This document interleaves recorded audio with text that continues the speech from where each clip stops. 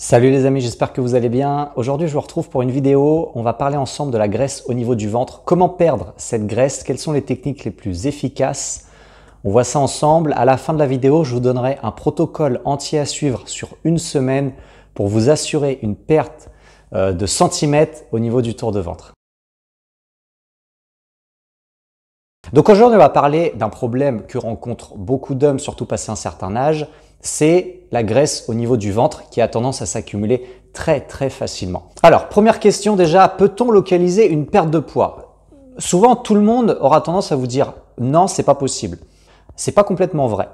Si on sollicite énormément une zone, on améliore la circulation sanguine au niveau de cette zone. Et donc, il a été prouvé que meilleure est la circulation sanguine, moins le corps a tendance à stocker du gras à cet endroit. Donc si par exemple vous prenez quelqu'un qui fait beaucoup de vélo, un cycliste qui va faire du vélo quasiment tous les jours, même s'il peut avoir du ventre, il y a peu de chances qu'il ait beaucoup de gras au niveau des cuisses. Donc c'est déjà un point intéressant, c'est-à-dire que si on améliore la circulation sanguine via l'exercice, on peut limiter la perte de gras à cet endroit. Donc si en même temps on perd du gras, et qu'on relimite à côté le fait de reprendre du gras à cet endroit, on peut un petit peu localiser les endroits où on décide d'être un petit peu plus sec entre guillemets. Alors attention, c'est très minime, ça se joue à des pourcentages très faibles, mais maintenant c'est possible suivant le type d'entraînement qu'on fait. Bon, deuxième chose à savoir, c'est que le ventre, c'est une partie du corps un petit peu spéciale. Parce qu'il y a deux types de graisse au niveau du ventre. Donc il y a la graisse sous-cutanée, donc c'est la graisse qu'on a au niveau de la peau, c'est celle qu'on a un petit peu partout dans le corps. Là, on ne peut pas vraiment choisir là où on stocke, ça dépend de beaucoup de choses, de la morphologie, de la génétique, etc. Maintenant, c'est vrai qu'on a tendance à voir que les hommes ont tendance à stocker énormément au niveau du ventre. Et le problème au niveau du ventre, c'est qu'en plus de la graisse sous-cutanée, il y a la graisse viscérale. La graisse viscérale, c'est une graisse qui est vraiment en profondeur. Et là, c'est un gros problème parce que c'est la graisse la plus dangereuse. Il faut savoir que certaines personnes peuvent avoir beaucoup de graisse sous-cutanée parce que c'est leur génétique, donc sont assez costauds, mais avec très peu de graisse viscérale et donc qui ont une santé plutôt bonne et qui vieillissent bien et qui ont une bonne vie en fait. Donc la graisse sous-cutanée, oui, c'est pas bon d'en avoir en excès pour plein de raisons, mais notre objectif numéro 1, ça va être d'éliminer cette graisse viscérale qui, elle, par contre, est vraiment très dangereuse. Pourquoi est-ce qu'on a tendance à prendre facilement du ventre? Le problème, c'est que avec notre façon de vivre actuelle, on a de la nourriture en abondance. Et le problème, c'est qu'on amène beaucoup d'énergie au corps et en contrepartie, on se déplace de moins en moins. Et donc, c'est pour ça qu'on a tendance à stocker beaucoup de gras. Donc, le corps, quand on lui amène beaucoup d'énergie, va faire des réserves pour pouvoir survivre plus tard. C'est un processus de survie. Donc, avant, c'était super parce que du coup, on pouvait ne pas se nourrir pendant 3-4 jours et pouvoir aller chercher dans nos réserves pour se nourrir et continuer à survivre. Le problème, c'est qu'aujourd'hui, on amène des aliments, donc de l'énergie, sans cesse à notre corps. Ce qui est un gros problème et c'est pour ça qu'on accumule très facilement de la graisse viscérale. Bon, comment perdre du coup cette graisse au niveau du ventre qui nous gêne? En fait, les règles sont un peu les mêmes que si on veut perdre du poids. Donc comme on l'a vu, on a déjà vu qu'il fallait respecter le déficit calorique et pour éliminer cette graisse viscérale, il y a deux autres choses à prendre en compte très importantes. Il va falloir limiter, enfin en tout cas réduire, il va falloir réduire l'inflammation au niveau des intestins. Si aujourd'hui vous avez trop de ventre, il y a de grandes chances que vous ayez trop de graisse viscérale et il y a de grandes chances que l'inflammation au niveau des intestins, du système digestif, etc. soit vraiment importante. Donc il va falloir limiter absolument cette inflammation. Pour ça, il y a deux choses à mettre en place. La première, il va falloir absolument limiter les aliments ultra transformés. Je ne dis pas de tout bannir, faut pas se frustrer, faut pas tout enlever, faut pas faire de régime à vouloir éliminer des choses. Maintenant, si aujourd'hui vous êtes dans cette situation, ça veut dire que vous avez eu un mauvais équilibre pendant plusieurs mois ou plusieurs années. Il va falloir rétablir cet équilibre. Et de limiter les aliments ultra transformés, ça va empêcher le corps de devoir trop travailler pour pas grand chose. Parce que le problème d'un aliment trop transformé, c'est que ça amène plein de choses qui n'apportent pas beaucoup de bonnes choses au corps. Donc vous demandez au corps de faire un gros travail pour peu de bons nutriments. C'est pour ça que de prendre des aliments peu ou pas transformé, ça va, même si le système digestif travaille, mais au moins il va travailler pour quelque chose. Il va amener plein de micronutriments au corps, ce qui va permettre un bon fonctionnement. Donc vraiment, dans un premier temps, limiter les aliments trop transformés. Vous regardez derrière les étiquettes la liste d'ingrédients. Tout le monde regarde le nombre de calories, le nombre de protéines. C'est pas la priorité. La priorité, c'est les ingrédients qu'il y a derrière. Si vous avez une liste d'ingrédients, un pavé comme ça, bon, il y a de grandes chances il y a de grandes chances que ce soit pas bon. Clairement, essayez de trouver une alternative. Il y a plein d'alternatives possibles. Ensuite, l'autre technique qui est très intéressante pour limiter l'inflammation, ça va être de respecter des périodes de jeûne. Alors, le jeûne, c'est une façon de vivre en fait qui peut être très intéressante dans ce cas-là et qui apporte des résultats vraiment impressionnants. Donc, il y a plein de façons de réaliser un jeûne. La première façon, c'est la règle de base, c'est-à-dire c'est de laisser assez de temps au corps pour digérer entre les repas. Donc, c'est-à-dire que vous pouvez faire vos 3 repas sur la journée, mais laisser à chaque fois 3-4 heures minimum pour laisser le temps au corps de digérer. Ça, c'est la chose un petit peu classique à faire. Ensuite, vous avez des techniques un petit peu plus avancées de jeûne. Bon, la technique la plus connue, c'est le 16-8, c'est-à-dire 16 heures de jeûne et 8 heures, vous avez le droit de vous alimenter.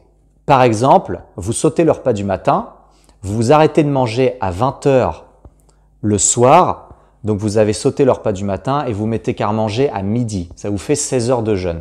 Ensuite, vous mangez de midi à 20 heures. Comme ça, vous laissez 16 heures sans rien amener au corps et donc lui, déjà au niveau du système digestif, il est reposé et en plus, s'il veut trouver de l'énergie, il sera obligé d'aller chercher un peu plus dans les réserves. Alors attention sur le jeûne, ça va pas être adapté à tout le monde, ça va dépendre de votre personnalité. Donc d'ailleurs, c'est le but de plutôt commencer ça avec un suivi, avec un coach, si vous voulez faire ça vraiment bien et pas faire ça tout seul de votre côté. Si vous le faites pas bien, le jeûne ne va vous apporter aucun résultat. C'est pas un régime, c'est une façon de vivre en fait. Il faut revoir la répartition de ses repas. La deuxième technique qui peut être très intéressante, c'est le jeûne de 24 heures, c'est-à-dire ne pas manger sur une journée complète. L'objectif, ça va être de ne pas manger tout le long de la journée, mais de se faire un gros repas le soir. Ensuite, on va parler de l'entraînement. Quel type d'entraînement faut-il faire pour perdre du ventre plus facilement? Le plus efficace, c'est une stimulation de la masse musculaire. Il va falloir des entraînements à forte résistance métabolique. Donc, c'est-à-dire des entraînements qui vont stimuler la masse musculaire et si possible des entraînements qui vont bien activer le système cardiovasculaire. Pour ça, le top du top, surtout pour les personnes qui n'ont pas le temps et qui veulent condenser les séances sur 20-30 minutes, c'est de travailler sous forme de circuit avec des exercices de musculation que vous faites sous forme de circuit, type squat, pompe, développé couché, soulevé de terre, traction. Voilà, des exercices lourds. Pourquoi? Parce que ça va stimuler votre masse musculaire. Qu'est-ce que ça veut dire? Ça veut dire que si vous faites grossir un petit peu vos muscles, alors je dis un petit peu, le but c'est pas de devenir énorme, mais un petit peu, vous allez augmenter vos stocks de glycogène. Donc, le corps aura moins tendance à devoir créer des cellules adipeuses pour stocker le glycogène. Donc, en gros, les cellules adipeuses, c'est le gras. C'est-à-dire que vous allez avoir moins tendance à créer du gras, en gros. Vous allez devenir plus sensible à l'insuline. L'insuline qui est cette hormone de stockage. Plus vous êtes sensible, moins vous avez besoin de sécréter d'insuline. Moins vous avez besoin de sécréter d'insuline, moins vous avez de chances de stocker. Et enfin, vous allez augmenter le métabolisme. Donc ça, en gros, vous allez brûler plus de calories naturellement que quelqu'un qui n'est pas musclé. Donc vraiment, augmenter la masse musculaire, c'est le top du top. Ensuite, il va falloir faire monter un petit peu le système cardiovasculaire, mettre une certaine intensité. Coupler l'accélération du système cardiovasculaire avec des exercices de base comme les squats ou les pompes, ça va améliorer la circulation sanguine. Et on a vu que la graisse viscérale était vraiment en profondeur au niveau du ventre.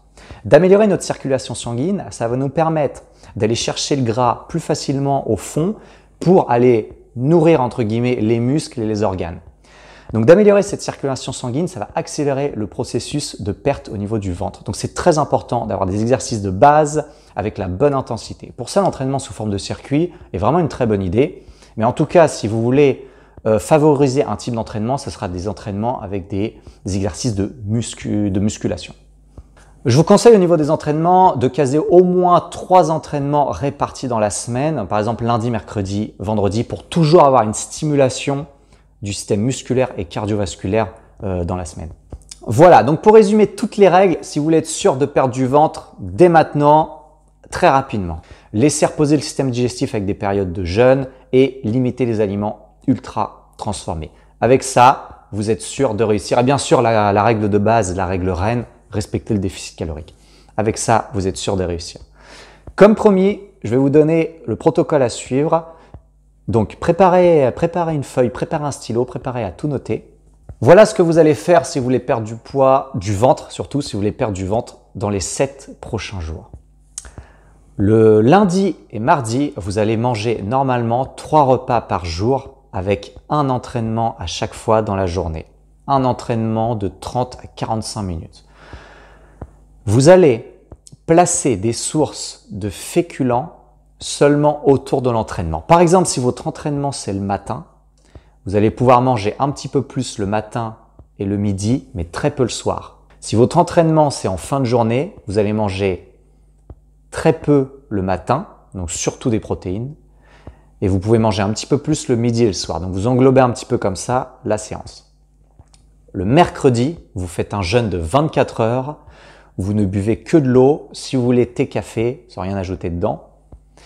Le jeudi et vendredi, vous refaites comme le lundi et mardi, et le samedi, dimanche, vous faites un jeûne de 16-8. C'est un protocole que j'ai déjà essayé, qui est assez efficace. Ça va vous permettre de laisser reposer le système digestif. Donc bien sûr, pendant les repas, limitez les aliments ultra transformés. Attention, respectez, il vous faut une source de protéines à chaque repas et assez de bonnes matières grasses avec les huiles, les noix, l'avocat, le poisson, les œufs pour que vos hormones fonctionnent bien. Et avec ça, vous êtes sûr de perdre du ventre. Si vous voulez un petit peu plus loin, je vous laisse télécharger le guide qui est juste en dessous en description. J'espère que cette vidéo vous a plu. N'hésitez pas à vous abonner à la chaîne si vous voulez vous remettre en forme, perdre du ventre, avoir vraiment la meilleure forme de votre vie, même si l'âge avance, c'est possible. Je partagerai plein d'astuces, plein de programmes, des séances de sport. Merci à vous d'avoir regardé. N'hésitez pas à me dire ce que vous en avez pensé en commentaire. Merci encore et je vous dis à très bientôt.